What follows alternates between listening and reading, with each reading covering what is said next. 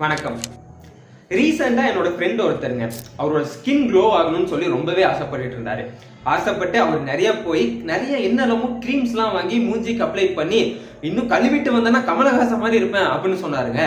ஆனா அவருக்கு என்னமோ ஆச்சு தெரியல, அவர் ஸ்கின்லாம் பார்த்தா ரொம்ப பிம்பிள் வந்து ஸ்கின் க்ளோவே ஒரு மாதிரி போன மாதிரி ஆகி வந்தாரு. பார்க்கவே பாவமா இருந்துச்சு. ஆனா நீங்க அப்படி ஆயிடக்கூடாதுங்க. நான் உங்களுக்கு ஆயுர்வேத வழியில உங்களோட ஸ்கின்னை க்ளோ பண்றதுக்கான டிப்ஸ் தரேன். அதை ஃபாலோ பண்ணாலே போதும், நீங்க பலன்னு இருப்பீங்க. சோ வாங்க தெரிஞ்சுப்போம். ஸோ இந்த வீடியோவில் நம்ம எதை பற்றி பார்க்க போகிறோம் அப்படின்னா, எப்படி ஸ்கின்னை க்ளோ ஆக்கலாம் அப்படிங்கிறத ஆயுர்வேதம் பேஸாகவும் வாதம் பித்தம் கஃபம் அப்படிங்கிற திரிதோஷங்கள் பேஸ் பண்ணியும் நம்ம பார்க்க போகிறோங்க.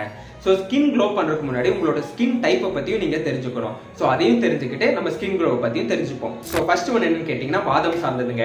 உங்கள் ஸ்கின் ரொம்ப ட்ரையாக இருக்குது அப்படின்னா உங்களுக்கு வாதம் சார்ந்த தோல் இருக்குது அப்படின்னு அர்த்தம். ஸோ இதை நீங்கள் எப்படி க்ளோ ஆக்கணும் அப்படின்னு கேட்டிங்கன்னா, ஒரு ஸ்பூன் தேனுங்க, ஒரு ஸ்பூன் ஆல்மண்ட் ஆயில், அது கூட கொஞ்சம் க்ரஷ் பண்ண ரோஸ், அதாவது பொடியாக்கப்பட்டதோ இல்ல துண்டு துண்டா வெட்டப்பட்ட ரோஸ் இருந்தாவோ அது மூணையும் சேர்த்து உங்க ஸ்கின்ல ஒரு 15 to 20 மினிட்ஸ் அளவுக்கு அப்ளை பண்ணிருங்க.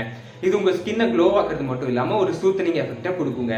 ஸோ எப்படின்னு கேட்டீங்கன்னா, ஹனி உங்க ஸ்கின்னை மாய்ஸ்சரைஸ் பண்ணும், அண்ட் ஆல்மண்ட் ஆயில் உங்க ஸ்கின்னை நரிஷ் பண்ணும், அண்ட் ரோஸ் பெட்டல்ஸ் உங்க ஸ்கின்னுக்கு ஒரு காமிங் எஃபெக்டை கொடுக்குங்க.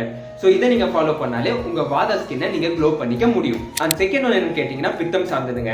உங்க ஸ்கின் ரொம்பவே சென்சிட்டிவா இன்ஃப்ளேம்டு ஸ்கின்னா இருந்துச்சுன்னா அது பித்தம் சார்ந்த வகை அப்படின்னு சொல்லுவோம். ஸோ இதை எப்படி க்ளோ ஆக்கலாம் அப்படின்னு கேட்டீங்கன்னா, 2 ஸ்பூன் குக்கும்பர் ஜூஸ்ங்க, வெள்ளரிக்காவை நல்லா அரைச்சு எடுத்துக்கோங்க. அண்ட் அது கூட 1 ஸ்பூன் அளவுக்கு ஆலோவேரா ஜெல், கற்றாழையோட ஜெல் இருக்கும் இல்லைங்களா, அதை எடுத்துக்கோங்க. அண்ட் கொஞ்சம் பொடி பண்ண கிரஷ் பண்ண மின்ட் லீவ்ஸ், அதாவது புதினா, அதையும் எடுத்துக்கிட்டு ஒரு 15 இருந்து 20 நிமிஷம் அளவுக்கு அப்ளை பண்ணிருங்க.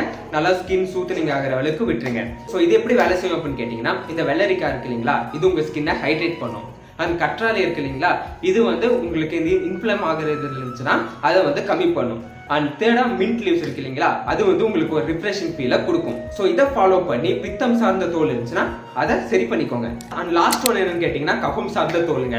ரொம்ப ஆயிலியாவோ ரொம்ப கன்ஜஸ்டடான ஸ்கின் இருந்துச்சுன்னா கஃபம் சார்ந்தது. ஸோ இதை எப்படி க்ளோ பண்ணலாம் அப்படின்னு கேட்டீங்கன்னா, 1 ஸ்பூன் மஞ்சள் தூளுங்க, கொஞ்சம் முல்தானி மெட்டி, கொஞ்சம் நீம், அதாவது வேப்பிலை பவுடராவோ ஆயிலாவோ எடுத்துக்கோங்க. இதை நீங்க அதே மாதிரி 15 இருந்து 20 நிமிஷம் அளவுக்கு அப்ளை பண்ணிட்டீங்க அப்படின்னா இது உங்க ஸ்கின்ல இருக்க ஆயிலினஸை எடுத்துரும் அண்ட் ஸ்கின்னுக்கு ஒரு கிளாரிட்டியை கொடுக்கும். அது மட்டும் இல்லாம இந்த டர்மரிக் என்ன பண்ணும் கேட்டீங்கன்னா, உங்களுக்கு ஸ்கின்ல இருக்க ஆக்னிஸ், இந்த black head, white heads, pimples இதெல்லாமே இருந்தா அதை எடுத்துரும். முல்தானி மெட்டி என்ன பண்ணும்னா, அது ஸ்கின்ல இருக்க எக்ஸசிவான ஆயிலை எடுத்துரும். அண்ட் நீம்ல ஆன்டி மைக்ரோபியல் ப்ராப்பர்ட்டி இருக்குங்க, இது உங்க ஸ்கின்னை டேமேஜ் ஆகாம பாத்துக்கும். ஸோ இந்த 3 டைப் இதை நீங்க தெரிஞ்சுக்கிட்டு இந்த 3 ரெமெடிஸை நீங்க பண்ணாலே உங்க ஸ்கின் க்ளோ ஆகி நீங்க பலன்னு இருப்பீங்க. ஸோ இதை நீங்களும் ஃபாலோ பண்ணுங்க. ஒர்க் அவுட் ஆச்சுன்னா கமெண்ட்ல சொல்லுங்க. அண்ட் ரொம்ப முக்கியமா என்ன சப்ஸ்கிரைப் பண்ணிருங்க. தேங்க்யூ.